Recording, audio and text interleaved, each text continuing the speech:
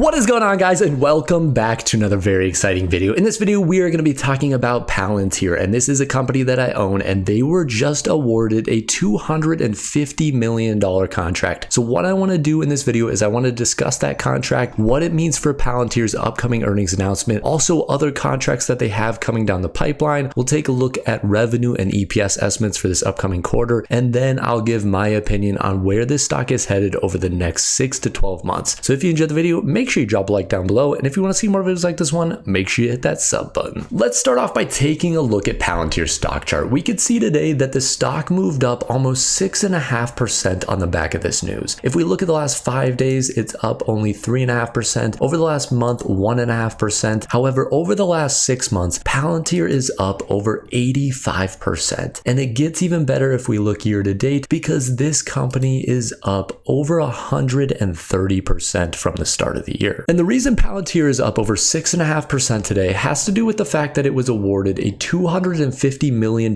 contract by the US Army. And a big part of Palantir winning this contract has to do with their new AI technology. Earlier this year, they rolled out Artificial Intelligence Platform, or AIP, which has grown already to 150 users, which is up 50% within the last month. And Palantir's new AI technology is helping them get a foot in the door with a lot of different governments. We can see that the United Kingdom's National Health System also has a contract coming up worth $595 million. This contract is expected to be awarded by the end of 2023, and Palantir is one of the front runners to win it. With Palantir winning the $250 million US Army contract, one analyst came out and had the following comments. While this contract adds fuel to the argument that Palantir is more like a government service provider, it does bode well for Palantir's fourth quarter and 2024 revenue. And this is an issue for Palantir that's been brought up before. If we look at their Q2 2023 revenue, we can see that commercial revenue grew by 10% year over year to $232 million. However, government revenue actually grew by 15% to $302 million. So over half of the revenue is coming in from government contracts. And their largest top line growth actually came from international governments. That revenue grew by 31% year over year to $76 million.